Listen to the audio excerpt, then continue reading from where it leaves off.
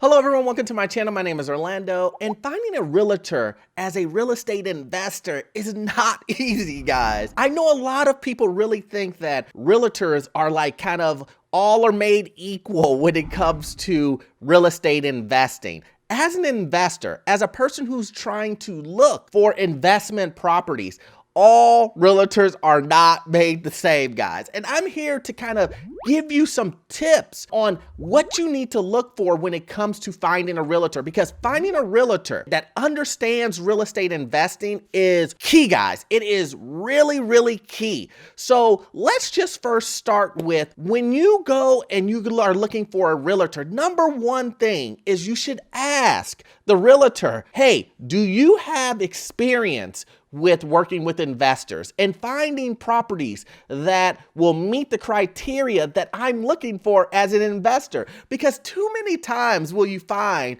a realtor that will say, yeah, I could definitely do that. And then they will start showing you homes as if they were showing someone who is going to use them as their primary residence. They will start showing you a bunch of single family homes. They may show you a duplex, but the duplex is really, really overpriced. You know, they just don't know. They're still living and working in the mindset of an individual who is trying to just sell the real estate and not trying to pivot the sale to the individual, aka you, the investor. So you have to be wary of that, and you have to know and be able to spot that. So make sure it is as simple as just asking the realtor. Just say, hey, what is your experience with working with real estate investors? Do you mind working with real estate investors? Can you let me know of the last couple of deals that you found for your clients that were real estate investors?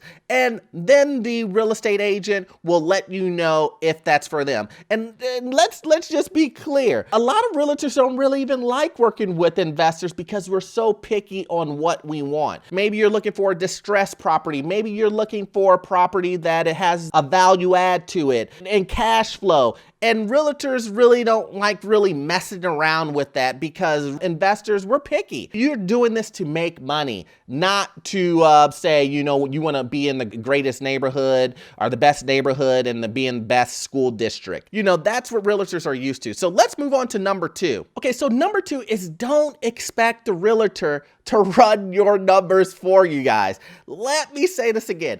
Do not expect your realtor to be the one to run your numbers and tell if your property that you're trying to purchase or you're looking at or you're underwriting is a good deal. This is like, you don't want to do that. You have to do the underwriting yourself. Just like if you were trying to purchase a home, you wouldn't just say, oh, realtor, go inside and look at it. And if it looks good to you, I want it. Like, no, you wouldn't do that. So you have to do the same when it comes to your cash flow and your numbers. You have to do the numbers yourself. I promise you, if a realtor says that he will kind of do that for you, I would be very skeptical of if they would run the numbers the right way. So also too, how would the realtor know what you're looking for? Are you looking for cash flow? Are you looking for appreciation? Are you looking for all of those things put together? They really don't know. And even if you were to let them know at the very beginning of your conversation, the chances of them remembering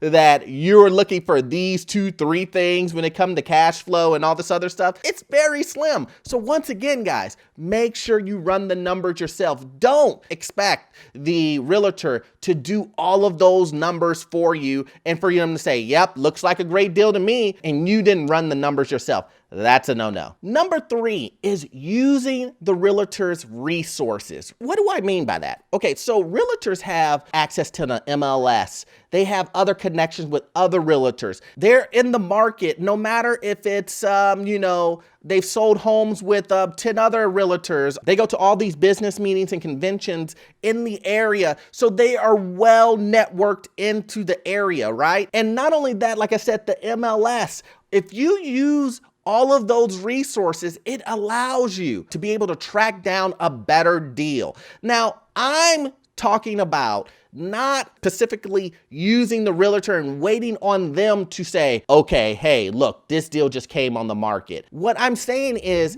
to make sure that you use all of these things when it comes to a realtor, using their resources. Don't expect them to underwrite your deal, asking them questions when it comes to their experience, when it comes to dealing with investors, I mean. Doing all of these things will help you choose the best realtor for you. And back to number 3, you have to use all of the resources. Let me give you a quick example.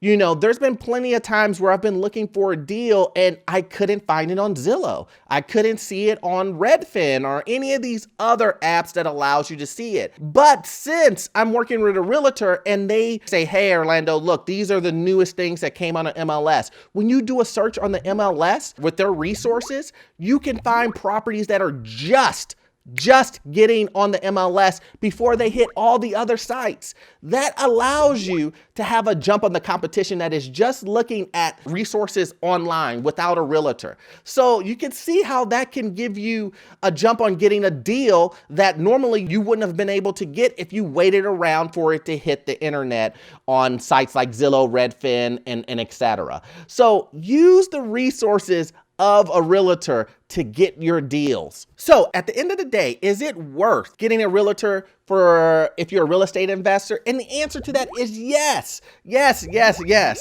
Because remember guys, when you're buying a property, you don't have to pay. You're not paying for the commission. The seller is. So why not use all of those things that we just talked about to your advantage? And it's free. The seller is paying for that. So yes, you should. You should use a realtor because it doesn't make sense not to use a realtor. So make sure you use a realtor, but the key factor is to find a realtor that matches your goals. Follow these tips that I just gave you, and it will be easier to work with the real estate agent with the goals that you have in mind as a real estate investor. Well, I hope you enjoyed the content, and I'm gonna need you to watch this next video. This next video will help you understand what's going on in this housing market and how to get into your first rental property. I'm gonna get you into your first rental property. I'll see you guys in the next one. Thanks.